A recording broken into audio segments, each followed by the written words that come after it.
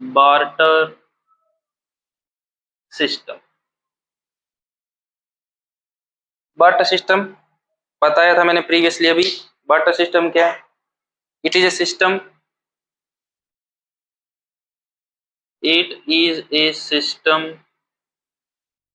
in which goods are exchanged with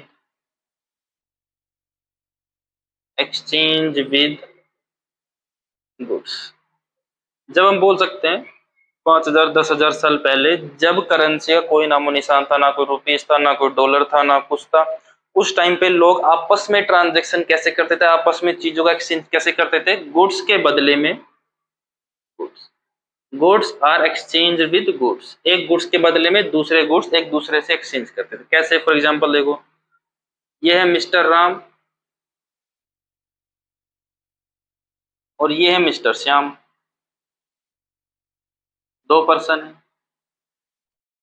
ये products, ये farmer है, तो ये प्रोडक्शन करते हैं वीट का, राइस का, कॉटन का। फॉर एग्जांपल ये कारपेंटर है, ये प्रोडक्शन करते हैं टेबल्स का, चेयर का, डोर का, और भी बहुत सारी चीजें जो कारपेंटर करते हैं वो सारी चीजें। अब देखो दोनों अलग चीजें, राम एक पर्सन है, श्याम एक पर्सन है। हमने प्रीवियसली देखा कि कोई भी पर्सन ऐसा हो जो भी चीज का उसको कंजम्पशन करना है, जिस भी चीज का वो कंजम्पशन करता है अपनी लाइफ के अंदर, डेली रूटीन के अंदर, उस सभी चीजों का प्रोडक्शन कर सके, ऐसा पॉसिबल नहीं है। ऐसे श्याम है, वो भी कुछ चीजों का प्रोडक्शन करना है, लेकिन उसके पास ना वीट है, ना राइस है, ना कॉटन है, और भी बहुत सारी वेजिटेबल्स नहीं है, फ्रूट्स नहीं है, तो उसको क्या करना पड़ेगा? ये दोनों डिपेंड है उन चीजों के लिए किसी और पर्सन के ऊपर। फॉर एग्जाम्पल राम के पास वीट है, राइस है, कॉटन है, श्याम के पास टेबल है, चेयर है, डोर है, एक्सेट्रा। राम को अपने लिए दो चेयर बनवानी है, राम को अपने लिए दो चेयर बनानी है, तो राम कहाँ जाएगा? श्याम के पास, बोलेगा I need two chairs, I need two chairs. Shyam बोलेगा ठीक है भाई दे देंगे चेयर, कोई दिक्कत बात नहीं है, लेकिन बदले में क्या दोगे आप? तो राम बोलेगा मेरे पास वीट भी है, राइस भी है, कॉटन भी, इन तीनों में से जो भी आपको चाहिए आप बता दो, मैं आपको दे दूँ। श्याम बोलता है ठीक है 5 kg वीट दे दो, तो राम इसको क्या दे देगा? 5 kg वीट, और बदले में श्याम इसको क्या दे देगा? 2 पीस ऑफ चेयर्स। देखा, जो वीट है वो भी गुड्स है, और जो चेयर है वो भी गुड्स है, दोनों ही गुड्स है। तो राम यहाँ पे एक्सचेंज कर रहा है गुड्स, बदले में श्याम एक्सचेंज कर रहा है गुड्स। तो यहाँ पे गुड्स के बदले में गुड्स एक्सचेंज हो रही है, goods are exchange with goods. यहाँ पे कोई करेंसी का रोल नहीं है, यहाँ पे कोई पेपर 2000 का नोट नहीं है, पहले ऐसे ही होता था, गुड्स के बदले में गुड्स। इसी सिस्टम को क्या बोलते हैं हम? Barter system. इंपॉर्टेंट नोट यहाँ पे, it is also known as, it is also known as C economy. बहुत बार एमसीक्यू के फॉर्म में पूछ लेते हैं, barter system is also known as,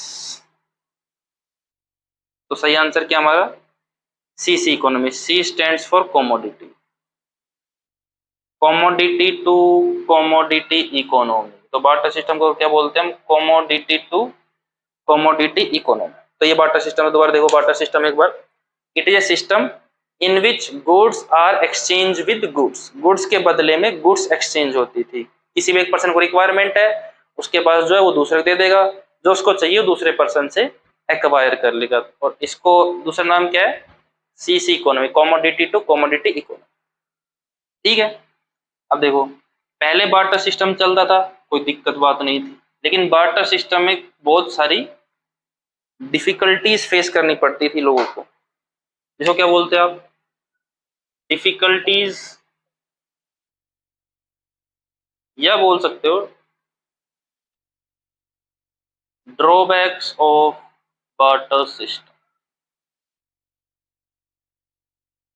drawbacks of barter system, सबसे पहला पॉइंट, जो सबसे बड़ी दिक्कत थी वो इसमें ये थी,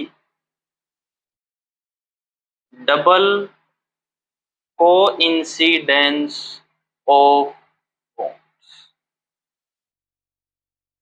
यही इसका इंपॉर्टेंट पॉइंट है, इसी को समझना है हमें, क्योंकि सबसे बड़ी दिक्कत इसमें ये थी, डबल कोइंसिडेंस ऑफ वॉन्ट्स। अभी जो हम एग्जांपल लिए, हम सेम एग्जांपल लेते हैं, मिस्टर राम।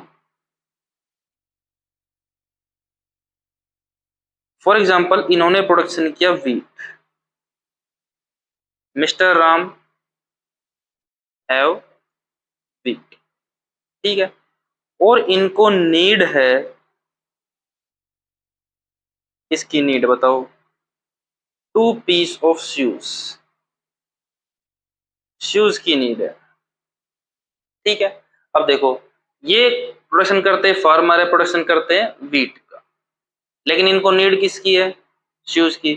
तो वीट में से जितना सेल्फ कंजम्पशन के लिए यूज कर सकते हो कर लिया, उसके बाद जो एक्स्ट्रा वीट है उसका क्या करेंगे, अगर रखा रखेंगे तो सीधी सी बात है खराब होने का डर है। ऐसा तो है नहीं, इनकी जितनी कैपेसिटी, इनकी फैमिली की जितनी कैपेसिटी है ये उतना ही कंज्यूम करते हैं, उससे एक्स्ट्रा कंज्यूम कैसे कर सकते हैं। फॉर एग्जांपल इन्होंने प्रोडक्शन किया 100 केजी का, और फैमिली कैपेसिटी है सिर्फ और सिर्फ 70 केजी की कंजम्पशन की, तो 30 केजी जो वीट है वो तो एक्सेस में चल रहा है और कंज्यूम भी नहीं कर सकते, तो इससे बढ़िया कुछ और सामान खरीद लो। ऐसा तो है नहीं कि पूरी जिंदगी वीट पे काम चल जाएगा, बहुत सारी चीजें चाहिए, कपड़े भी चाहिए, बहुत सारी चीजें चाहिए, तो यहाँ पे हम शर्ट मान लेते हैं, शूज ही रहने दो, शूज भी चाहिए, क्लॉथ भी चाहिए, और भी बहुत सारे आइटम चाहिए। तो इसमें दिक्कत क्या है कि मिस्टर राम को पता चला कि यहाँ पे रहते हैं मिस्टर श्याम, जो कोबलर है, मोची बोल सकते हैं, जो शूज बनाते हैं। इनको पता चला कि शू मेकर है, शू मेकर है, तो मिस्टर राम को पता चल गया शू मेकर है। मिस्टर राम गए मिस्टर श्याम के पास और उन्होंने बोला कि आई नीड, इन्होंने इसको बोला I need shoes. Mister Shyam बोला बहुत अच्छी बात है, मैं शूज बनाता हूं, मैं आपको शूज दे दूंगा, लेकिन मुझे बदले में, व्हाट ही से, I need rice, I need rice. यहीं पे बात फंस गई। मिस्टर राम के पास अवेलेबल क्या है, वीट है, अवेलेबल क्या इनके पास, वीट है, चाहिए क्या, शूज चाहिए। इनके पास शूज है लेकिन इनको राइस चाहिए। अब देखो, ये तो क्या दे सकते हैं, सिर्फ वीट दे सकते हैं, लेकिन इनको चाहिए क्या, राइस। तो यहाँ पे ट्रांजेक्शन होना पॉसिबल नहीं है, तो यहाँ पे ट्रांजेक्शन फेल हो गई। फिर इनको पता चला कि एक दूसरे गांव में और एक इंसान रहते हैं, मिस्टर लक्ष्मण, ठीक है, वो भी कोबलर है, तो उनके पास गए, बोला आई नीड शू, तो उनके पास चले गए। ये बोला ठीक है मैं शूज कर देंगे, लेकिन ये बोलता कि मुझे क्या चाहिए, आई नीड कॉटन। फिर यहाँ पे ट्रांजेक्शन फेल हो गई।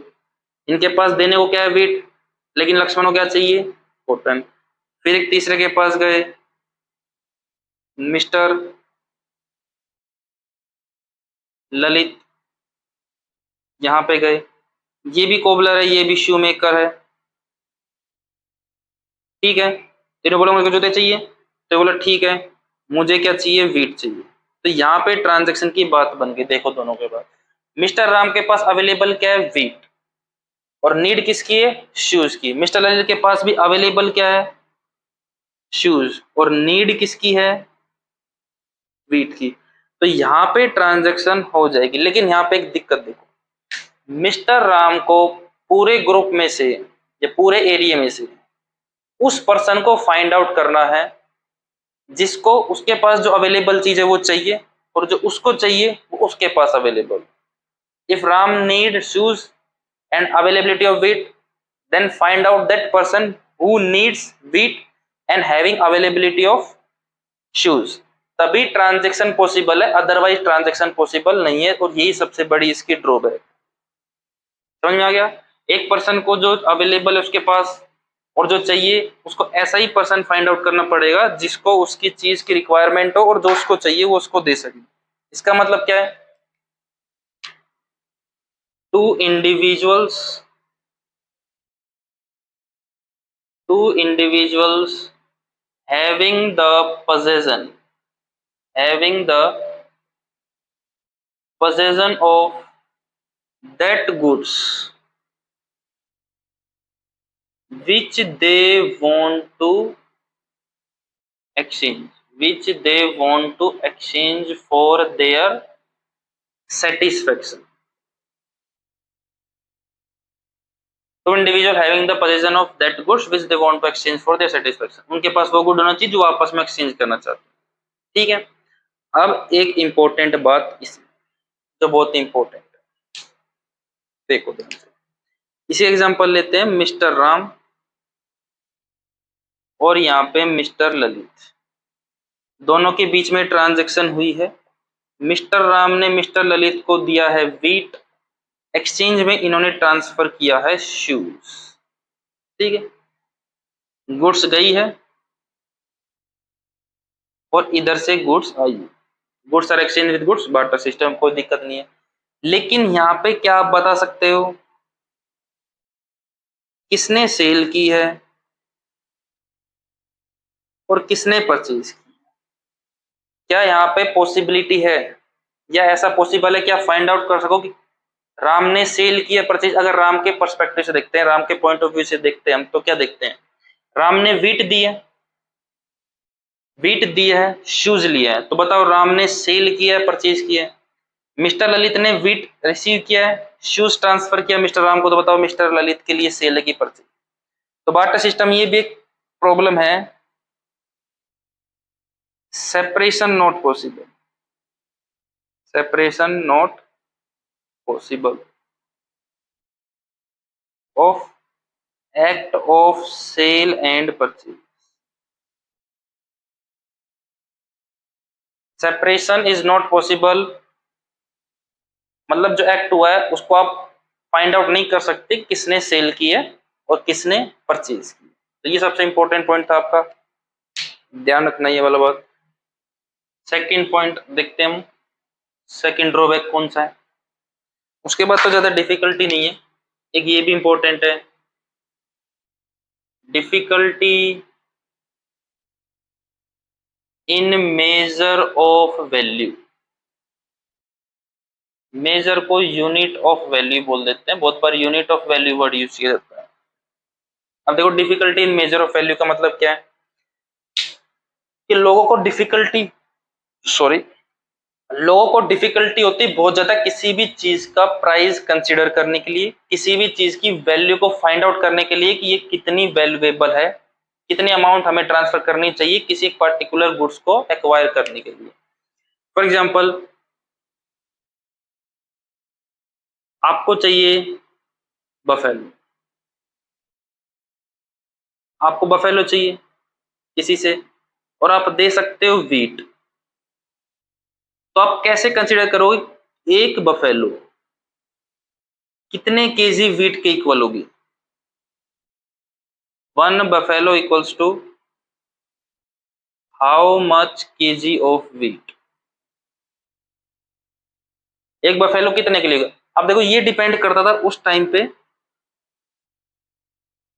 सिचुएशन पे या टाइम पे। अगर किसी को बहुत ज्यादा नीड है व्हीट की तो एक बफेलो के लिए वो 10 केजी व्हीट लेने के लिए भी रेडी हो जाएगा, लेकिन किसी को नीड नहीं है एक बफेल व्हीट्स की तो एक बफेलो के कंसीडर में 50 केजी भी कंसीडर कर सकता है। तो डिपेंड करता था सिचुएशन पे, कंजम्पशन पे, टाइम पे। तो वहां पे डिफिकल्टी थी बहुत ज्यादा हमें मेजरेबल करने। क्यों?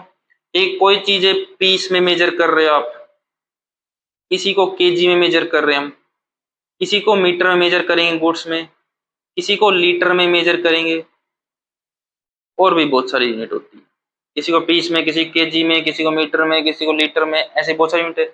तो 1 लीटर कितने मीटर के बराबर होगा, 1 लीटर कितने केजी के बराबर होगा, 1 लीटर कितने पीस के बराबर होगा, 1 मीटर कितने पीस के बराबर, ये बहुत सारी डिफिकल्टी थी। इसका मतलब there is no common unit in barter system,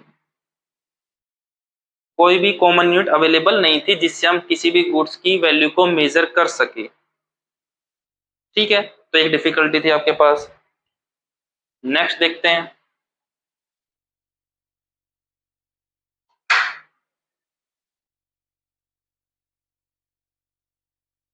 difficulty in store of value.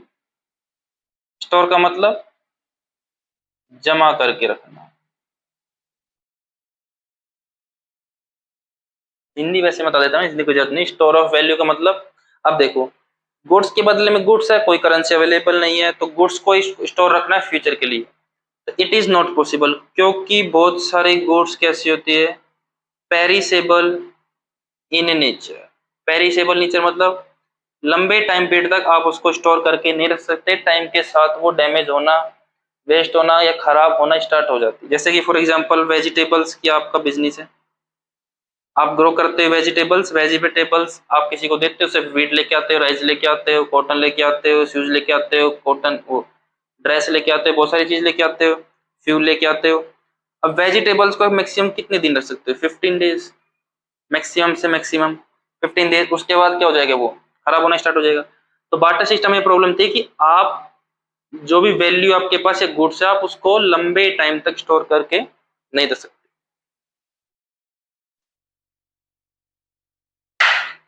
Fourth, difficulty in transfer of value. Transfer from value मतलब transfer from one place to another. बहुत ज्यादा डिफिकल्टी आती थी बार्टर सिस्टम में कि एक जगह से दूसरी जगह ट्रांसफर। क्यों? क्योंकि एक तो आपकी कॉस्ट इंक्रीज हो जाएगा, एक टाइम बहुत ज्यादा कंज्यूम। फॉर एग्जांपल 10 काउस को आपको ट्रांसफर करना है, तो उसके लिए पहले तो 10 काउस को ट्रांसफर करना है तो कॉस्ट लगेगी, ट्रांसफर कॉस्ट, ट्रांसपोर्ट कॉस्ट लगेगी। और 10 काउ को ले जाना इजी नहीं होता, तो आपका टाइम भी बहुत जाएगा।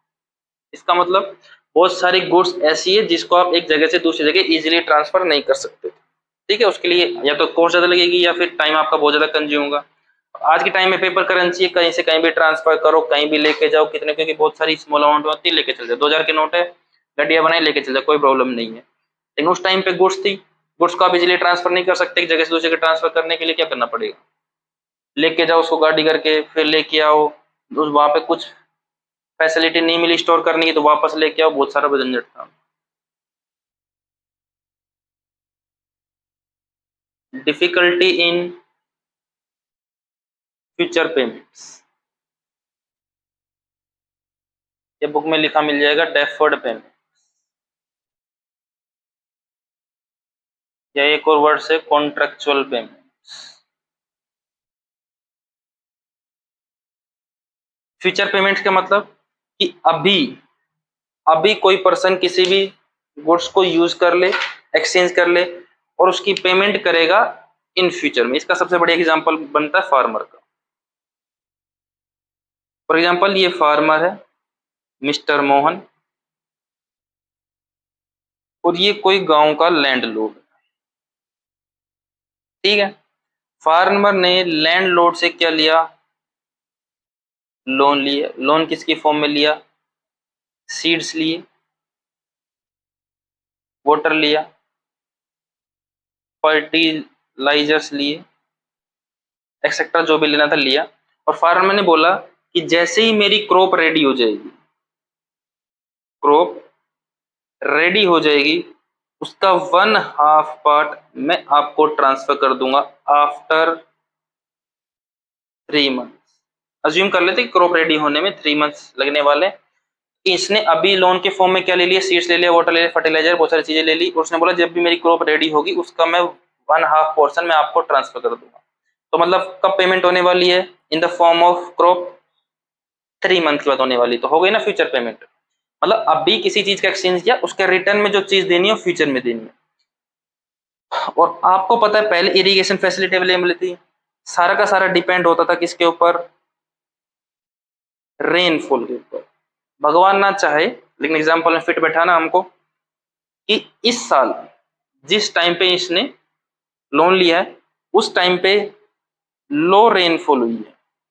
इसका मतलब जो क्रॉप थी, जितना प्रोडक्शन होना चाहिए था उतना प्रोडक्शन नहीं हुआ, प्रोडक्शन हुआ है कम,